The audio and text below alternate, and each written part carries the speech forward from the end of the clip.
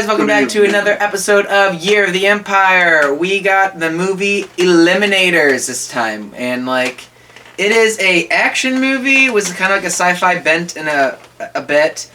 It's kind of different than what Empire typically been putting out. I almost felt like it didn't really know what it was. No, it didn't really. It had an identity crisis, I felt like. It feels like a lot of Empire Pictures. It's just like, what do we want this to be? I don't know. Could be something, could be nothing. You know, we want it. It had everything. It did kind of have everything. Like, you can definitely see, like, some Terminator-esque things was the way one of the main characters looks. Terminator, what was the other also one? stuff like, not Commando, but, like, Rambo's when they're in the woods. I got kind of like a cheap James Bond feel at times. Cheap James Bond feel. Yeah, it was all over the place. There was a bit of Star Wars. There was the robots. I don't even know what the Neanderthals were there for. Okay, I just want to put in here. The movie had Neanderthals. It had Romans. Ninjas. It had ninjas. Don't even get me started. Androids. It had like the bad guys' henchmen were just a bunch of rednecks. It was like the worst mercenaries that you could like pick up. And it all took place in Mexico. But like everybody was white.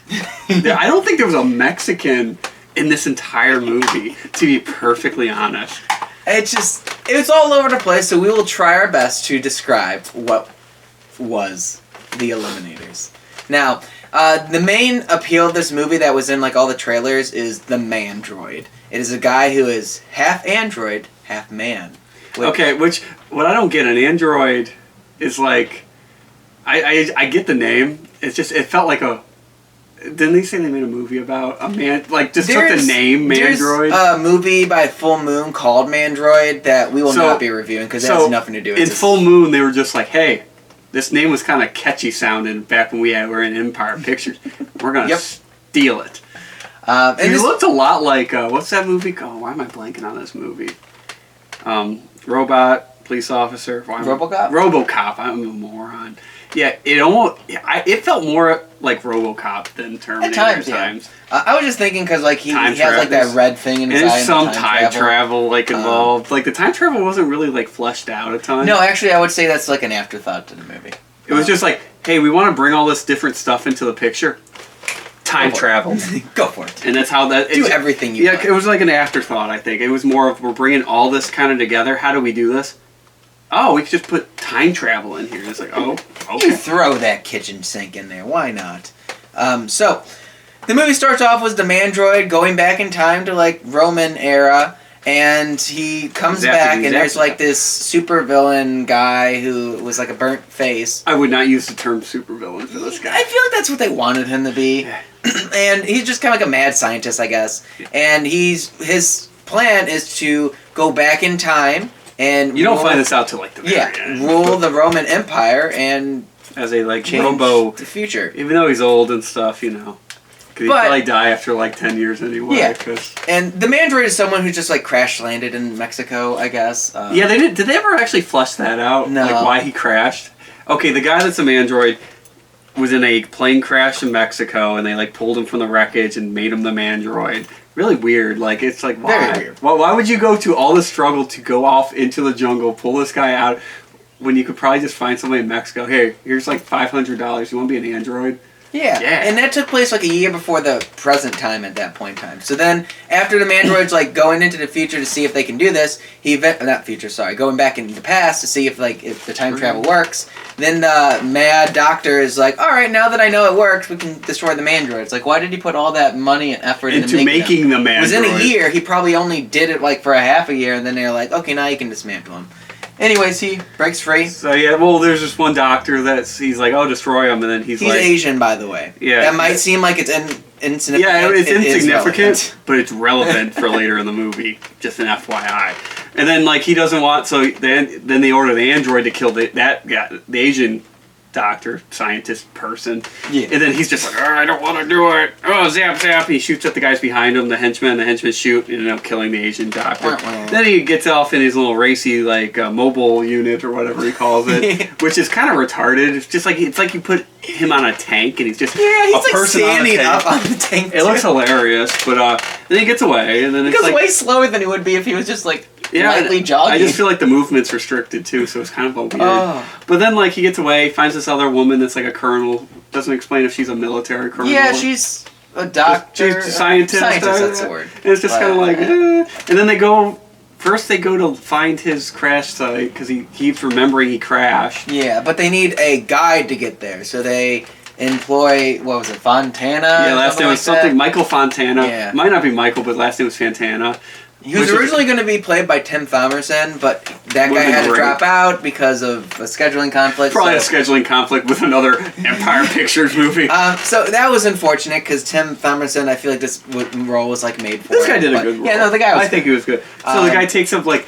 The woman walks into the bar like, hey, I need somebody to take us down, and like everybody's just like gets this rapey vibe. Yeah, they were like, I want like the baddest person here, the toughest person fighting to take me. So they all get in a fight, and the toughest person is the last one standing. But pretty much everyone like is in a fight, and then like this woman butch lesbian wins, and then Fontana just like bashes her over the head because he was hiding under the bar the whole time. So then he gets it, but then the butch lesbians like, I'm gonna gets everybody to go kill him. And this is in Mexico, but none of them were. Some of them spoke Spanish, but they're very white, so I don't really know what was going on. So they go after him. They're like this weird side enemy that's just like... Yeah, and then they disappear after they get blown up and left in the water. Yeah. And the big bad scientist guy, he has like two of his main henchmen are like this guy that looks like a Walmart Steve Buscemi, and then this big fattest redneck you've ever seen in a movie. And he just can't do anything right, and it's hilarious.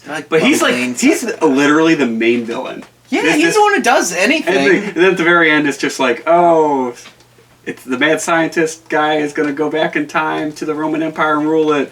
Oh. But like, the third act, like near the end of the movie, all of a sudden, you see a ninja. Yeah, a ninja shows up. And it's just like, I just started laughing. I'm like, what? And it's a full-on Asian ninja dressed as a ninja. He's got a tanto, whatever it's called, a samurai sword, too. And it's just like... He's the son of the Asian scientist. The two Asians are related. See? Yep, the only two Asians in this movie are related. And he does Asian stuff. He just does kicks and like he... Unnecessary flips. Like, there's a few times he just ran and just like... jumped and put his arms in the air and fell. I don't even know what was going on. He always is like standing like this. Like the entire movie. Stereotypical what... He's like ready to be a ninja. Stereotype of an Asian person, like ninja, that could have been. It was bad. But, you know, he becomes a main character. They threw in at the third act. It's like, no development, just there. He basically kind of saves the day because he just starts kicking people. Like, he literally, all these henchmen at one point are around him with guns. He just starts doing karate. Yeah, just karate kicks him. He's able to kick like two people as one kick. I think we should have discussed the best part of this movie, though, with him, is that they're trying to get through this tunnel and they find a fan that's going really, really fast. And they're like, oh no, we can't go any farther. And there's like people coming the other way, so it's like, oh, what are we going to do? And in order to turn the fan off, it's contraptions on the other side of the fan, so they can't turn it off. But the Asian guy jumps through in slow motion through the blades, unscathed. And then he karate kicks the control panel. Yeah, he just like does a spin kick and hits the control panel. You know, he probably could have just like poked it, but you know. Nope, he had to jump through the blade. It was the most ridiculous thing I've seen in this movie. You know, not the Mandroid who probably could have just like punched the fan from the outside and broke it. No. No, he had to jump through a moving But fan. like, the other best part was, so the big fat guy near the end, like climax, gets on this big, like, was it a laser? Yeah, it was like on something. He was going to hit him with the laser. And then the Asian guy's just like... He has ninja stars, by the way. He has a ninja star. He's a ninja, so therefore he has ninja stars. And then it just hits the contraption, blows up. It just like disintegrates or something. Smoke and there's nothing. It's just like gone. Okay.